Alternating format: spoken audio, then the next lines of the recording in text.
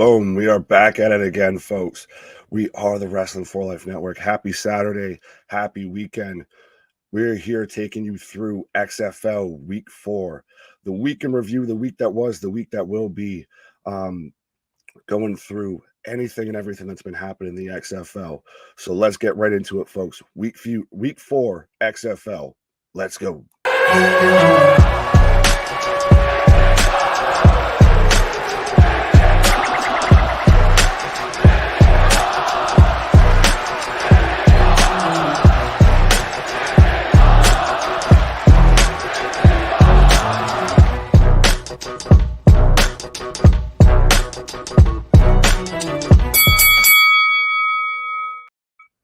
Boom, and we are back at it. Like I said, folks, we are the Wrestling for Life Network. I am Big Nick. Happy Saturday, happy weekend.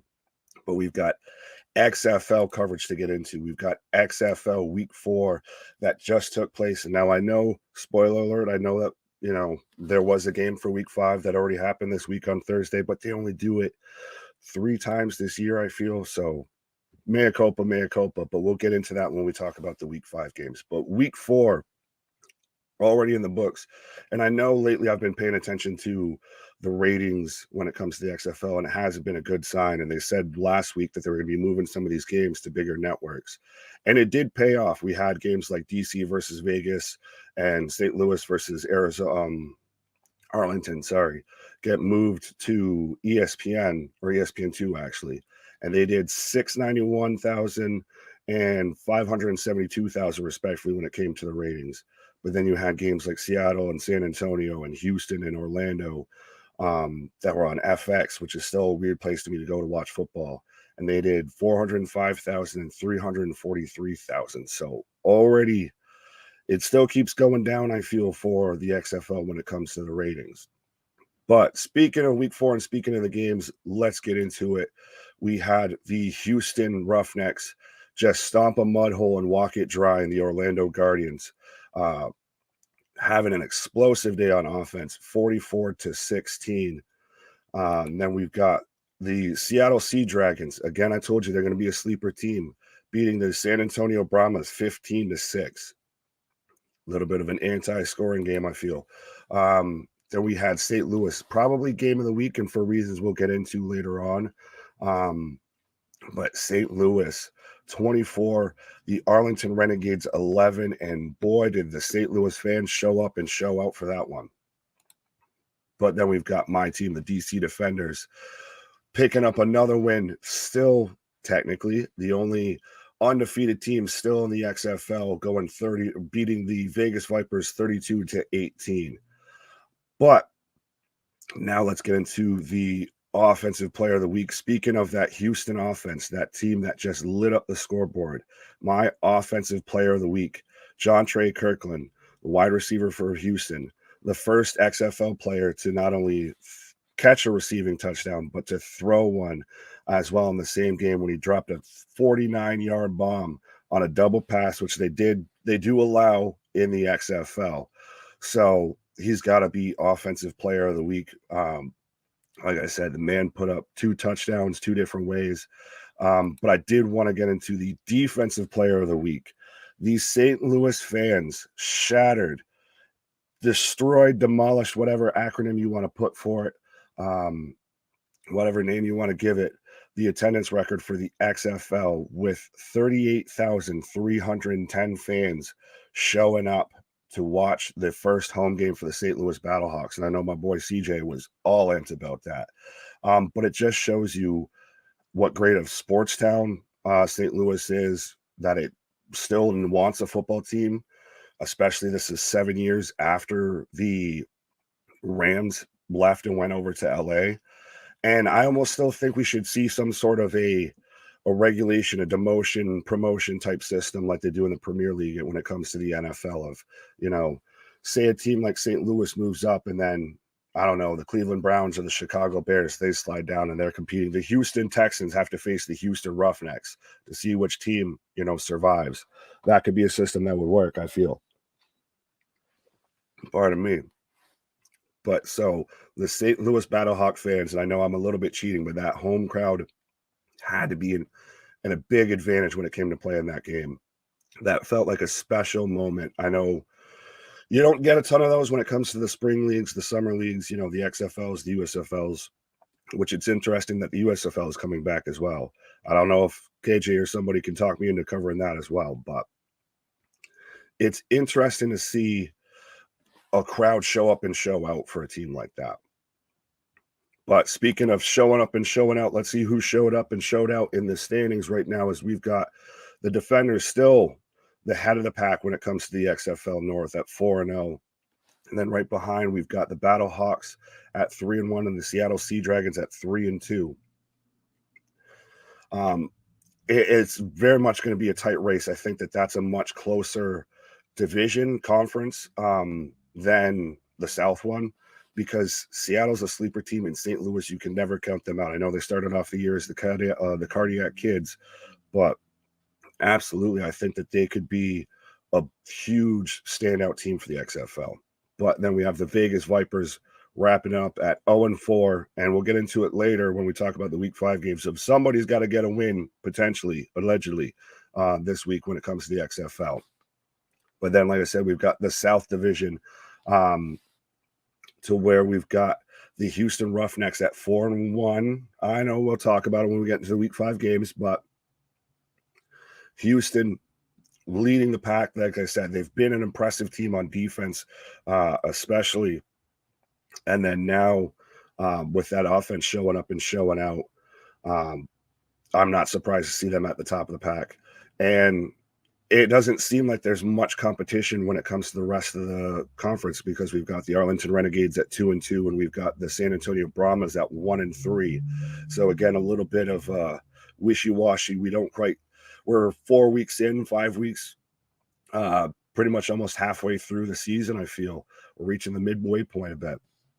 And they've kind of just been all over the place, up and down. But then, of course, we have the laughing stock of the league, the Orlando Guardians, at the bottom of the South Division at 0-4. And speaking at the bottom, I guess we can get right into the power rankings, because I got them right at the bottom of my power rankings as well. They are undoubtedly the worst team in the league. And it's not saying that they don't ever play good football, that they don't have any good players, but it's just this team it's already had a controversy. It has just gotten outshined, outclassed, outmanned, and outgunned in every game. Then we've got the Vegas Vipers, a team that I thought was, initially it looked good at, like I keep saying, in that inaugural game. And then I thought they were going to show up and show out with Brett Hundley as their quarterback. And that, I think the man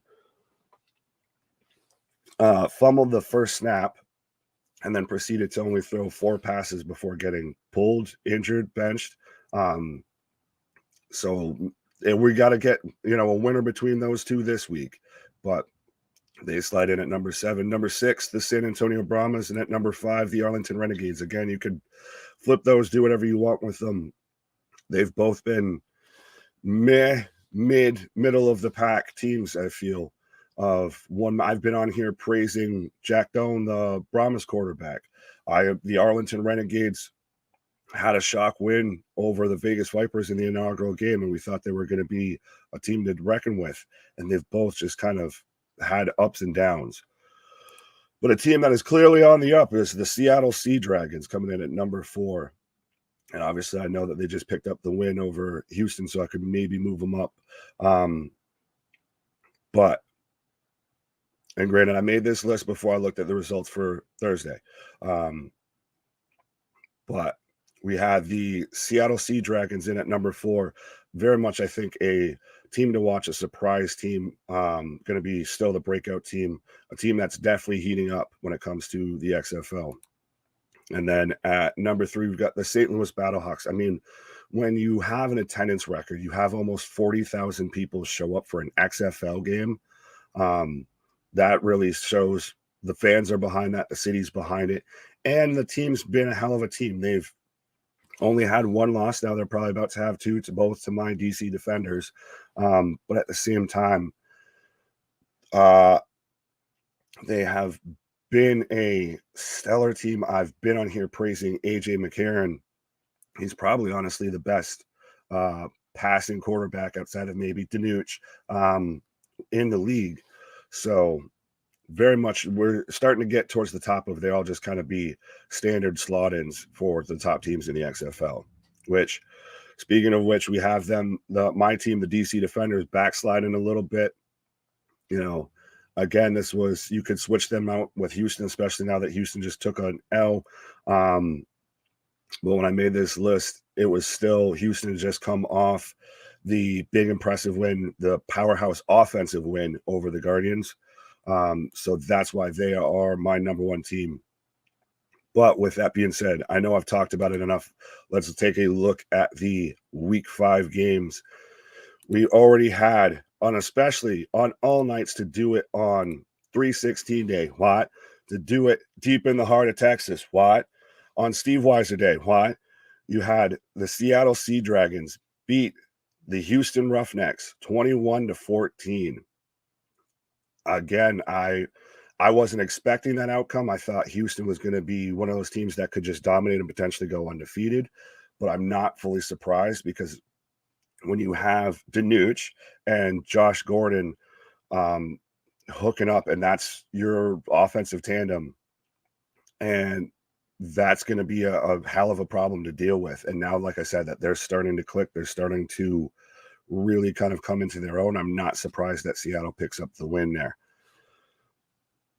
But we do also, later today, we have the battle between me and CJ, I guess. We get the rematch of what was probably the XFL game of the year so far, I would say.